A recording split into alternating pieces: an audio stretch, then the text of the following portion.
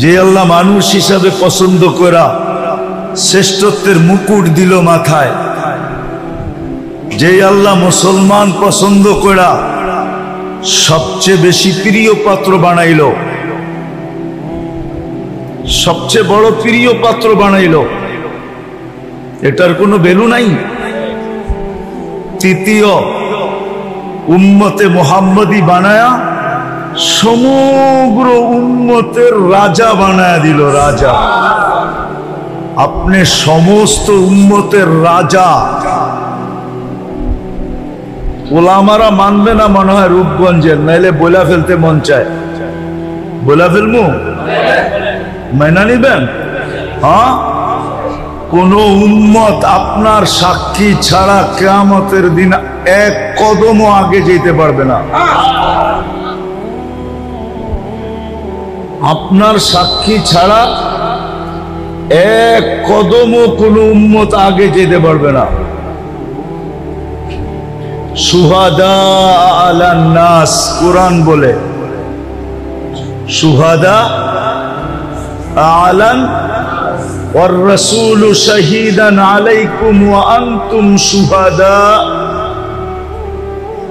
কুরআনের পুরো আয়াত হলো এটা, জাহিদু ফিল্লাহি হাক্কা জিহাদি হুয়া ইজতাবাকুম ওয়া মা জাআলা আলাইকুম ফিদ-দীনি মিন হারাজ মিল্লাতা আবিকুম ইব্রাহিম হুয়া সাম্মাকুমুল মুসলিমিন মিন ক্বাবলু ওয়া ফি হাদা লিয়াকুনার রাসূলু শাহীদান আলাইকুম ওয়া তাকুনু শুহাদা আলান নাস।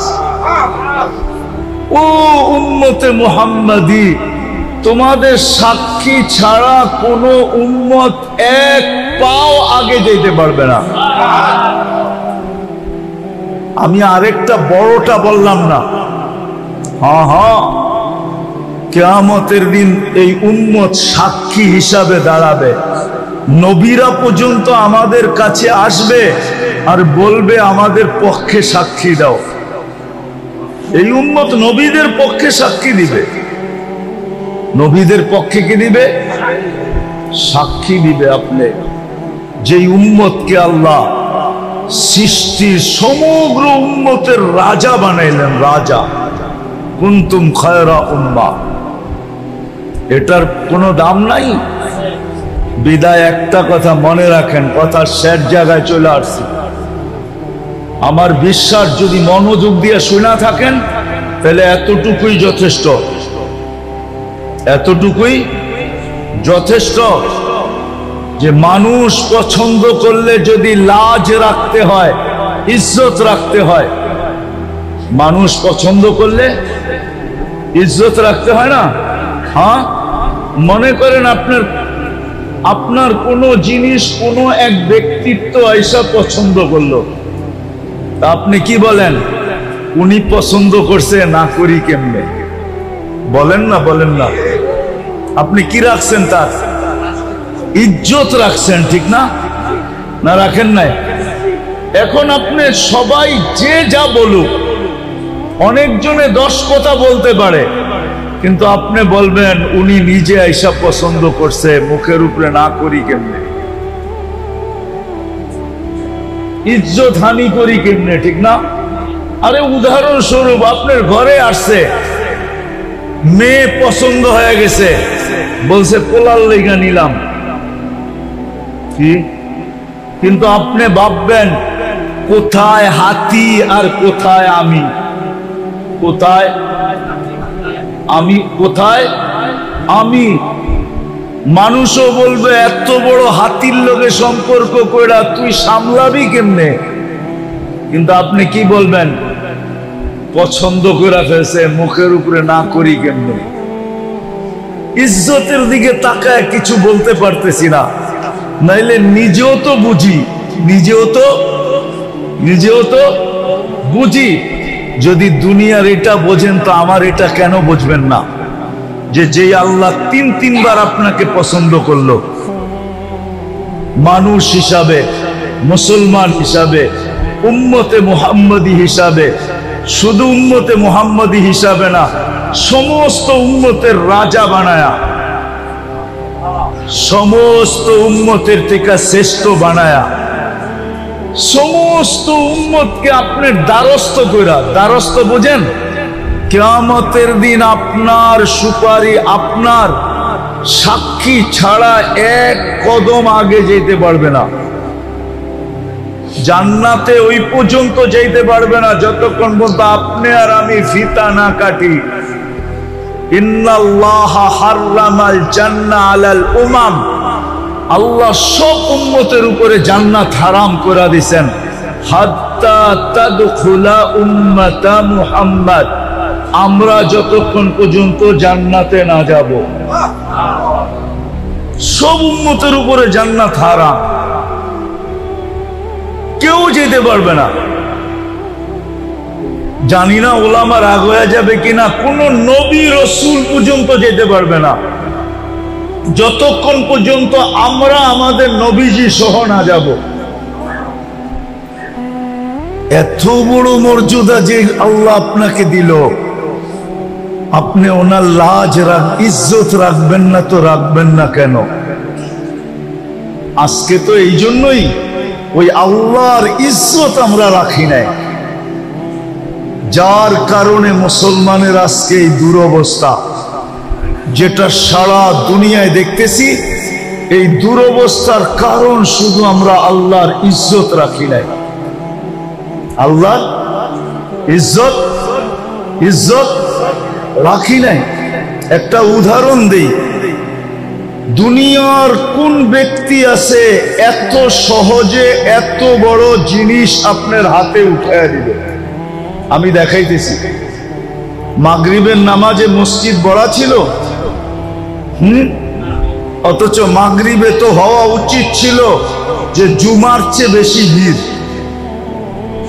হুজুররা করবো জুমার চেয়ে বেশি ভিড় মাগরিবে, মানি আমি দেখাইতেছি জুমার চেয়ে বেশি ভিড় হওয়া দরকার ছিল। কেননা মাগরিবের নামাজ পড়ার সাথে সাথে যেই ব্যক্তি 7 বার পড়ছে আল্লাহুম্মা পড়েন, আজিরনি মিনান নার, এখনো সুযোগ আছে, মনে মনে পড়া ফেলেন। যেই ব্যক্তি 7 বার পড়ছে আজিরনি মিনান নার, সাথে সাথে দোজখ থেকে মুক্ত। ছোট পাওনা মনে হয়? কি? দোজখ থেকে মুক্তি। ফজরের 1 মিনিট 1 সেকেন্ড আগেও যদি মারা যায়, সুবে সাদেকের 1 সেকেন্ড আগেও যদি মারা যায়, তো শাহাদতের মৌত মিলবে। দ্বিতীয় কি মিলবে? কি মিলবে? শাহাদতের মৌত। এই জন্যই তো আমি বলি ওলামারা মনে হয় আমার কথা মানবে না, কিন্তু আমি তো কাগজ লোগো নিয়ে আসি নাই, কিন্তু প্রমাণ দিতে পারি। এই জন্যই আমি বলি যে এই উম্মতের স্বাভাবিক মরার কোনো সুযোগ নাই, যদি সে একটু সতর্ক থাকে। স্বাভাবিক মরার কোনো, স্বাভাবিক বুঝেন, স্বাভাবিক ভাবে মরার কোনো সুযোগ নাই। কেননা এই উম্মত যদি একটু সতর্ক থাকে, যখনই মরবে শাহাদাতের মৌত মরবে। কেন জানেন? এই উম্মতের জন্য শাহাদাতের প্রকার হলো 56টা। কয়টা? কয়টা? আবার বলেন। মানে হুজুর আগ করে রয়েছে যে কয় কি? আমার কাছে দলিল আছে, দরকার হলে নিয়ে যায় আমার কাছে, আমি একবারে কপি করে পাঠিয়ে দিব, কোনো অসুবিধা নেই, প্রমাণ সহ। 56 প্রকার শহীদ, 56টা প্রকার হলো এই উম্মতের জন্য শাহাদাতের। বলেন ওই উম্মত স্বাভাবিক মৌত মরে কি করে? কিন্তু শর্ত হলো একটু সতর্ক হইতে হবে, একটু। এইরকম যেরকম দেখাইলাম মাগরিবের পরে খালি নামাজটা পড়বো, 7 বার আল্লাহুম্মা আজিরনি মিনান নার পড়ে একটা মুস্কি হাসি দিয়া বেরিয়ে যাব। সবাই যদি বলে হাসি দিলি কেন, কয় কাম কইরা লাইছি, কাম কইরা ফেলছি, কাম হয়ে গেছে। দোজখ থেকে মুক্তি সুবে সাদেকের 1 সেকেন্ড আগেও মরলে শাহাদাতের মৌত। তৃতীয়, যে শাহাদাতের মৌত মরবে সে যাবে কোথায়? তাইলে জান্নাতের প্রবেশপত্র। এত সহজে এটা দেওয়ার কে দিবে? কিন্তু মাগরিবের নামাজের পরে মাগরিব পড়া 7 বার পড়লে আল্লাহ দেওয়ার জন্য প্রস্তুত। আল্লাহ দেওয়ার জন্য প্রস্তুত। এই জন্যই বলছিলাম মাগরিবে জুমার চেয়ে বেশি ভিড় হওয়ার কথা ছিল। কেননা জুমা পড়লে এরকম কোন ফজিলত, জুমার ফজিলত আছে মানি, কিন্তু যেটা শুনাইলাম এরকম কোন ফজিলত নাই। আছে নাকি? বলো ওলামা, জুমার ফজিলত ভিন্ন, কিন্তু এরকম না যেরকম মাগরিব পড়া 7 বার পড়লে যেই ফজিলত বললাম, এরকম না। তাহলে জুমার চেয়ে বেশি ভিড় হওয়ার কথা ছিল কখন? আবার জুমার চেয়ে বেশি ভিড় হওয়ার কথা ছিল ফজরে। ফজরে যে নামাজ পড়বে আর 7 বার পড়বে আজিরনি মিনান নার, আল্লাহুম্মা আজিরনি মিনান নার, যে পড়বে সূর্য ডুবার এক মারা গেলেও শাহাদাতের মৌত, জাহান্নাম থেকে মুক্তি, জান্নাতে ঢুকার প্রবেশপত্র। কিন্তু মাগরিবে যা হয় হয়, ফজরে তো এর 10 ভাগের 1 ভাগও হয় না, কোনো মুসল্লি হয় না। হয়? বহুত মসজিদ আছে ইমাম আর মুয়াজ্জিন দেখতে দেখতে দেখতে সূর্য উঠার 10 মিনিট আগে পড়ে, চল ছোট সূরা দিয়ে পড়া ফেলি, আর কেউ আইব না। ঠিক না? এরমই তো। অথচ আপনারা বলেন যা দেখলাম, হেলিকপ্টার দিয়ে দেখলে একটু ভালো হইতো, হাইটা দেখছি তো যেই ঘন বসতি, হেলিকপ্টার দিয়ে দেখলে মনে হয় আরো ভালো মতো বুঝতে পারতাম যে কেমন ঘন বসতি। ঠিক না? এত ঘন বসতি হওয়া সত্ত্বেও ফজরে কোনো মুসল্লি নেই, ফজরে কোনো মুসল্লি নাই। অথচ আল্লাহ ঘুমের থেকে উঠাইতেছে এই কথা বইলা, খায়রুম মিনান নাওম, ঘুমায় আর কি মিলবে তোর, আয় আমি কি দিতে চাই, আয়। ঘুমায় আর কি মিলবে, আমি কি দিতে চাই, দেখ, আয়। তাহলে ফজরে উঠছে পড়া ভিড় থাকা দরকার ছিল, জুমার চেয়ে বেশি ভিড় হওয়া দরকার ছিল, আসরেও জুমার চেয়ে বেশি ভিড় হওয়ার দরকার ছিল।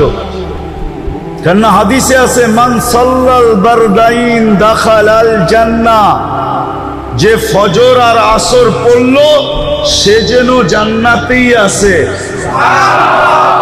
সে যেন জান্নাতেই আছে। জান্নাত অবধারিত, অথচ আল্লাহ দিতে চায়। সকাল বেলার ধনীরে তুই ফকির, সন্ধ্যা বেলা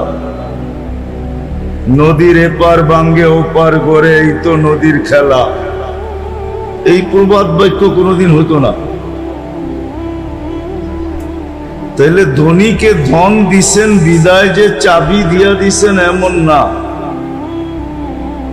সম্পত্তি আলাকে সম্পত্তি দিছেন বিদায় যে চাবি দিয়া দিছেন এমন না। এটা ধারণা করলে ভুল হবে। আধিপত্য আলাকে আধিপত্য দিছেন বিদায় যে চাবি দিয়া দিছেন হাতে, এরকম না। চাবি কিন্তু ওনার কাছে, সব চাবি ওনার কাছে। কার কাছে? মানেন তো? মনের থিকা না ঠোঁটের থিকা? সব চাবি কার কাছে?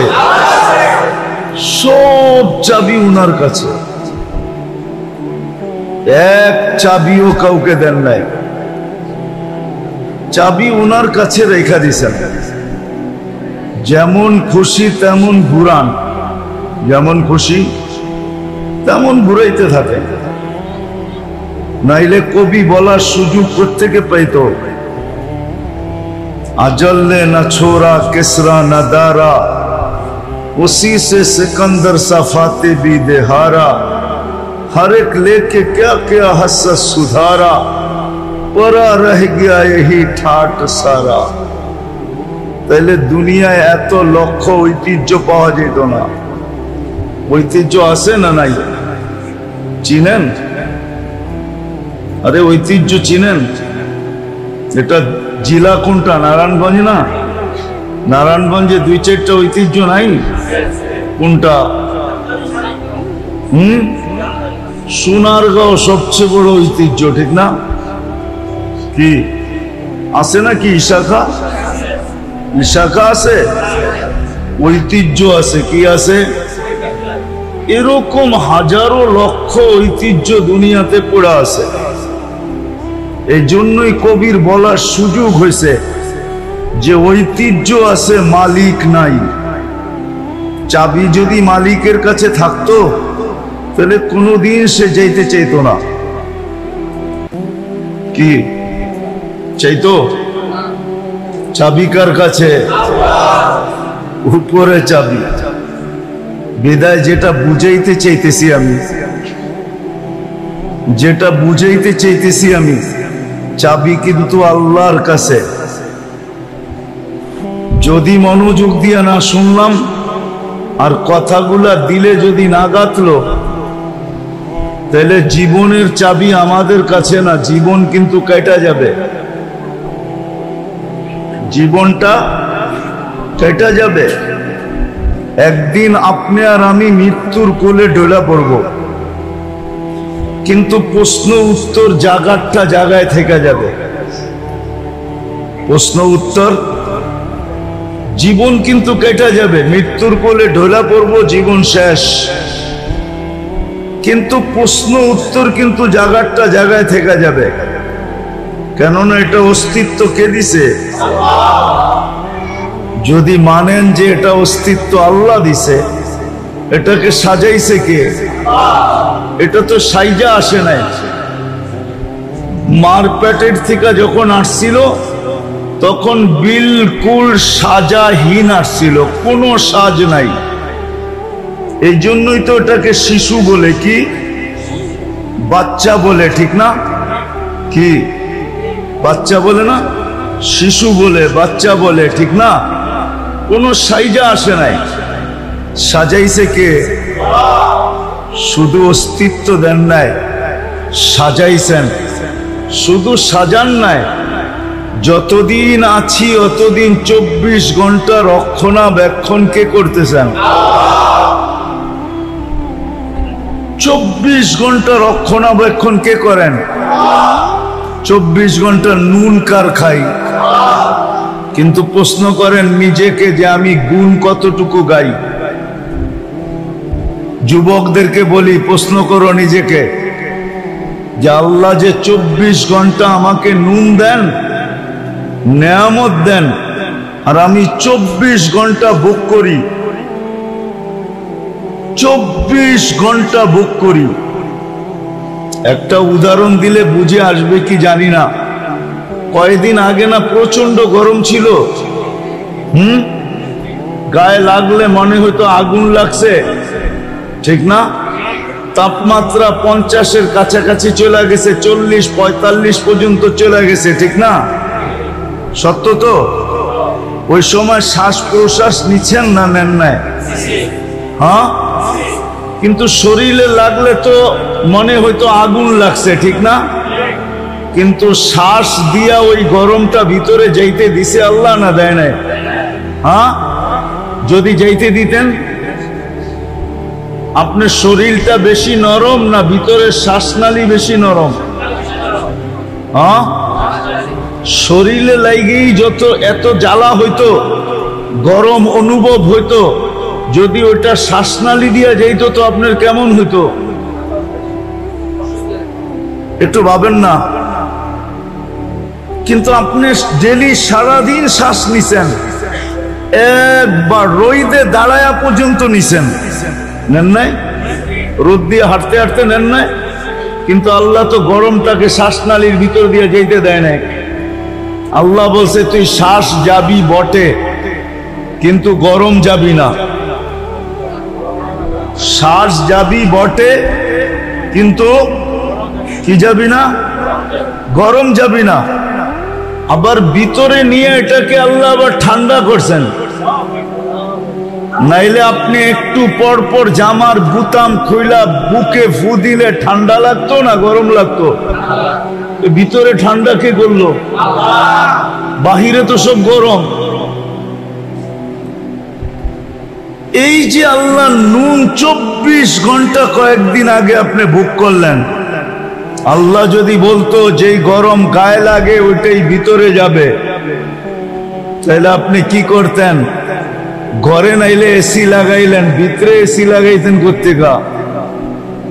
ভাবছেন কোনোদিন? কোন যুবকও তো ভাবে নাই, কোন নারীও তো ভাবে নাই। এই জন্য আমি কথা গুছায়া নিয়ে আসতেছি। 24 ঘন্টা আল্লাহর নেয়ামত ভোগ করি, কিন্তু গুণ কতক্ষণ গাই? কতক্ষণ গুণ গাই বলেন? তার তুলনায় গুণ কতক্ষণ গাই? কতবার ডেলি আল্লাহ বলি, কতবার ডেলি আল্লাহকে ডাকি বলেন?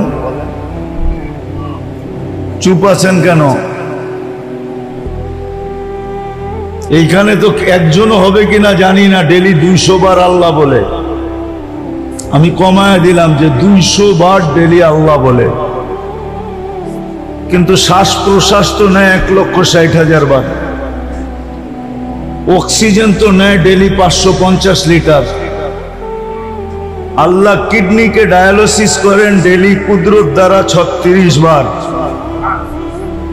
হ্যাঁ, চোখ দিয়া যখনই দেখি তখনই 26 কোটি ক্যামেরা কাজে লাগায় দেখি। যুবকরা যখনই দেখে, যেদিকেই দেখে 26 কোটি ক্যামেরা দিয়া দেখে। 13 13 26, 26টা না, 2600 না, 26,000 না, 26 লক্ষ না, 26 কোটি ক্যামেরা দিয়া দেখে। যখনই খায় 4 বার চেকিং করায়, যখনই পান করে তখনই 4 বার চেক হয়।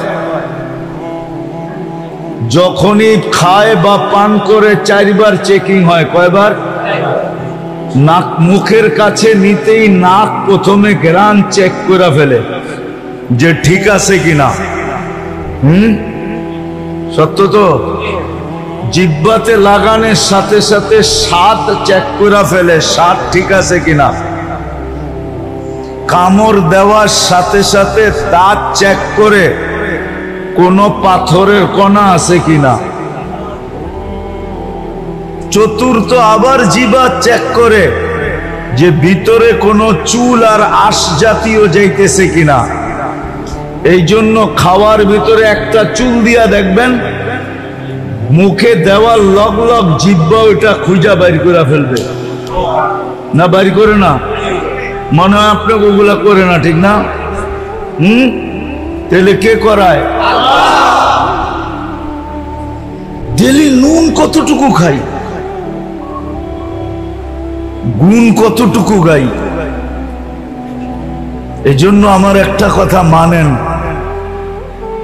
ভালো মতে গান দিয়া শোনেন। কিন্তু যে আল্লাহ মুসলমানের ঘরে আমাদেরকে অস্তিত্ব দিছেন নিজের পছন্দে। কার পছন্দে? আপনি নিজের পছন্দে মুসলমানের ঘরে আসছেন? নিজের পছন্দে মানুষ? আপনি কার পছন্দে মানুষ? মুসলমানের ঘরে কার পছন্দে? উম্মতে মুহাম্মদী কার পছন্দে? আপনাকে পছন্দ কে করছে? আল্লাহর পছন্দের কোনো দাম নাই। দুনিয়ার প্রধানমন্ত্রী যদি পছন্দ করে এটার যদি ভ্যালু থাকতে পারে, প্রেসিডেন্ট পছন্দ করলে যদি এটার ভ্যালু থাকতে পারে, সমাজের বিত্তবান ব্যক্তি যদি পছন্দ করে এটার যদি ভ্যালু থাকতে পারে, তাহলে আল্লাহ যে আপনাকে তিনবার পছন্দ করলো, এটার কোনো ভ্যালু নাই? ভ্যালু বুঝেন তো? কোনো মূল্য নাই, কোনো দাম নাই। যে আল্লাহ তিনবার আপনাকে পছন্দ করছে। প্রথম মানুষ হিসাবে, দ্বিতীয় মুসলমান হিসাবে, তৃতীয় উম্মতে মুহাম্মাদি হিসাবে। কে পছন্দ করছে? আল্লাহ পছন্দ করছে। কয়বার? তিনবার পছন্দ করছে আপনাকে। কোনো ভ্যালু নাই।